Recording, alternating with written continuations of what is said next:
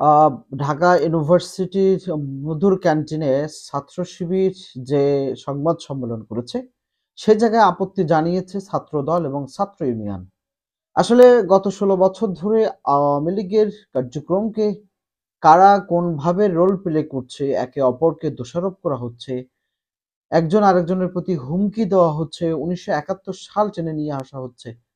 মূলত রাজনীতিতে যে সংস্কৃতি যে ধরনের আসার দরকার ছিল 2024-এর আগস্টের পরে, সেই জায়গায় মনে হচ্ছে যে বাঙালির বিশেষ করে বাংলাদেশিদের মধ্যে যে রাজনীতি, বিশেষ করে ছাত্র রাজনীতিতে যে ধরনের পরিমণ্ডল পরিবর্ধনের জায়গা, সংস্কার বা কার্যকরী ভূমিকা রাখার দরকার ছিল, অধিক 16 বছর ধরে তারা একে অপরের সাথে সম্পৃক্ত রেখে শেখ হাসিনা বিরোধী আন্দোলন করেছে। সেই জায়গায় এই পর্যন্ত যে অবস্থাটা তৈরি হচ্ছে, সেখানে মনে হচ্ছে যে বাংলাদেশের রাজনীতিতে দুটি ভাগে ভাগ হতে চলেছে। বাংলাদেশ ইসলামী ছাত্র শিবিরকে কেন্দ্র করে ছাত্র দল ক্রমাগতভাবে যেভাবে তারা 1971 সাল মুক্তিযুদ্ধ বিরোধী তাদের যে স্টেটমেন্ট আজকে তারা সেটা করেছে, সে জায়গায় খুব পরিষ্কার যে ইসলামী ছাত্র শিবিরকে নিয়ে মূলত ছাত্র দল এবং ছাত্র ইউনিয়ন তারা যৌথ প্রযোজনায় কাজটি শুরু করেছে। জনগণ প্রশ্ন রাখতে চায় ছাত্র দলের কাছে বা ছাত্র ইউনিয়নের কাছে, শুধু কি মন্দুর ক্যান্টিন শুধুমাত্র ছাত্র দলের জন্য নাকি ছাত্র ইউনিয়নের জন্য? গত 16 বছর ধরে ছাত্র ইউনিয়ন আওয়ামী লীগের সাথে আতাত করে, ছাত্র লীগের সাথে আতাত করে তারা ওপেনলি তারা রাজনীতি করেছে।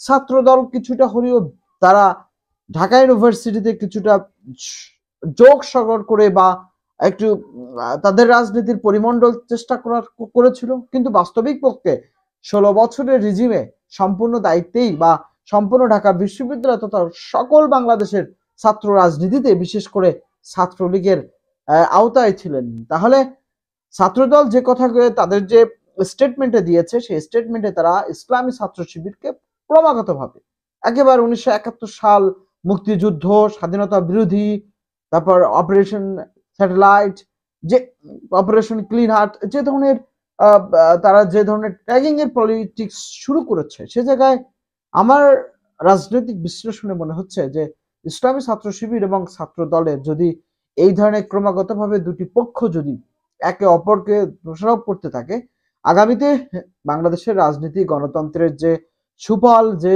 প্রত্যাশা করেছে জনগণ, সে জায়গাটা পূর্ণ হবে না।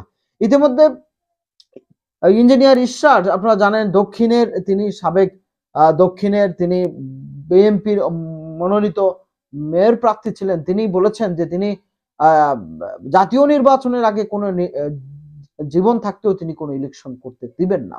এই যে এক ধরনের মানে রাজনীতিতে যে ঐক্যের কথা বলছে সরকার, যে ধরনের ঐক্যের কথা বলছিল সরকার, সেটা কিন্তু একদমই জনগণ প্রত্যাশিত করছে না। কারণ আপনারা জানেন মির্জা ফখরুল ইসলাম আলমগীর বেশ কয়েকদিন আগে বলেছিলেন যে জনগণ তারা তারা সংস্কার বুঝে না, তারা বোঝে তা ভাত কাপড় আর মাথার উপরে ছাদ, এবং যত দ্রুত সম্ভব তিনি নির্বাচনের কথা বলেছেন।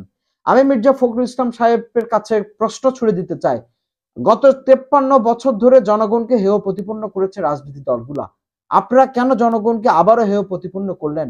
গত 16 বছর ধরে একটি আন্দোলনে কি শেখ হাসিনার বিরুদ্ধে সফলতা পেয়েছিলেন? 2023 সালের 28শে অক্টোবর যেখানে লক্ষ লক্ষ জনতা আপনাদের পল্টনে সমাবেশ হয়েছিল, বাংলাদেশ জামাত ইসলামী সমাবেশ করেছিল নটরডেম কলেজের সামনে, আমরা আমরা দেখেছি যে প্রধান বিচারপতির বাসভবনের আন্দোলনকে কেন্দ্র করে আপনারা যেভাবে দলছুট হয়ে গিয়েছিলেন, আমরা সেখানে শুনতে দেখেছি আহাজারি, যে যারা যারা বিভিন্ন লোকালয় থেকে গ্রামগঞ্জ থেকে যারা স্থানীয় বিএনপি গেছিল, তারা বলেছে কোনো পরিকল্পনা ছাড়াই এই সমাবেশ ডাকা হয়েছিল। তখন কেন সফল হতে পারেননি?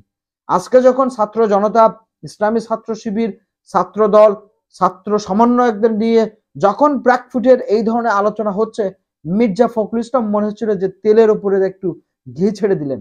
কেন তিনি বললেন জনগণকে হেয় প্রতিপন্ন কেন বুঝলেন? যে জনগণ ভাত চায়? যদি জনগণ ভাতই চাইতো, যদি জনগণ ভাত কাপড়ের চিন্তা করতো, তাহলে হাসিনার অপরাধটা কোথায় ছিল? শেখ হাসিনা তো কোনো অপরাধ করেননি। তাহলে শেখ হাসিনা তো দেশের মানুষের জন্য ভাত তারপর উন্নয়নের কাজ করছে, যেভাবেই করুক না কেন, দুর্নীতি করুক আর যেটাই করুক, তাহলে মির্জা ফখরুল ইসলাম আলমগীর সাহেব জনগণকে হেয় প্রতিপন্ন কেন করছেন? আপনি বলছেন যে জনগণ সংস্কার বোঝে না, তাহলে যাত্রাবাড়ির যে আড়তের যে লোকটি, এক লেবার, তিনি হ্যান্ড টু মাউথ যিনি খান, দিন আনে দিন খান, সেই লোকটির আত্মত্যাগ করতে কি প্রয়োজন ছিল? রামপুরার, বাড্ডার, উত্তরের আবদুল্লাপুরের, মোহাম্মদপুরের এবং সাইনবোর্ড নারায়ণগঞ্জের শনি রাখলার, এই সমস্ত সাধারণ জনগণের কি আশায় ছিল তারা মৃত্যুবরণ স্বাদ নিতে? শহীদ হয়েছে কি কারণে? শুধুমাত্র দেশের পলিটিক্স, শুধুমাত্র দেশের রাজনীতিতে ভিন্নতা আনার জন্য। যদি মির্জা ফখরুল ইসলাম আলমগীর সাহেব চিন্তা করেই থাকেন যে জনগণকে পাত্তা দিবেন না, তাহলে তো আমরা মনে করি যে ওবায়দুল কাদের সাহেব আর আওয়ামী লীগের সিনিয়র সভানেত্রী থেকে শুরু করে সবাই একই রকম, জনগণকে পাত্তাই জনগণকে কোনো পাত্তাই দিতে না। তারা মনে করতেন যে তাদের কাছে প্রশাসন আছে, পুলিশ আছে, তাদের কাছে র্যাব আছে, তারা যেটা বলবে জনগণ সেটা মানবে। কিন্তু ভিন্নতা কিন্তু প্রশ্ন, আলাদা দৃশ্যপট কিন্তু এসেছে। গণতন্ত্রপন্থী মানুষ সেই দৃশ্যপটটাকে ভিন্ন চিত্রে জুলাই এবং আগস্টে দেখিয়েছে। ছাত্রদল যেভাবে ক্রমাগতভাবে একে অপরের প্রতি এবং ইসলামী ছাত্র শিবিরের প্রতিও আমাদের আহ্বান, আপনারা কেন এই ধরনের অবস্থার দিক থেকে একে অপরের দোষারোপ করছেন?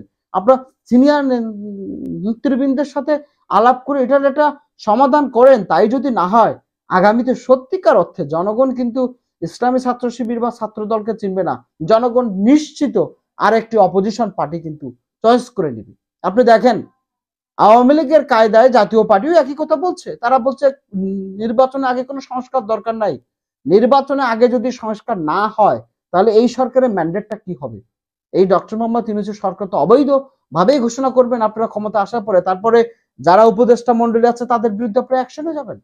আমার মনে হয় সরকারের যে দুর্বলতা, সেই দুর্বলতার জায়গাটা সমস্ত রাজনৈতিক দলগুলা এক করে একটি জগা খিচুড়ি করতে চাচ্ছে এবং এখানে যারা দেশ এবং দেশের বাইরে রাজনীতিতে, তারা কিন্তু ভিন্নতা অবশ্যই, তাদের যে এম আছে, লক্ষ্য আছে, সেটা তারা পূরণ করবে। তাহলে কি হবে? একদিকে ছাত্র বিপ্লবের যে যে স্পিরিট, যে এম, যে লক্ষ্য ছিল, সেটা কিন্তু কমে যাবে। আমি অনুরোধ করব, একে অপরের প্রতি ছাত্রদল, ছাত্র ইউনিয়ন যেভাবে ছাত্র শিবিরকে এভাবে ট্যাগিং করছেন, ছাত্র শিবিরের উচিত হবে যে প্রত্যেকটি সংবাদ সম্মেলন, প্রেস কনফারেন্স তারা ঢাকা বিশ্ববিদ্যালয় কেন্দ্রিক করা। তাহলে ঢাকা বিশ্ববিদ্যালয় তো কারোর জন্য, ছাত্রলীগকে তো আপনার গত 16 বছর কেউ তো লিখে দেয়নি। তাহলে ছাত্রলীগ যে রিজিম চালিয়েছে, ছাত্রদল, ছাত্র ইউনিয়ন কি সেই রিজিম চালাতে চাচ্ছেন?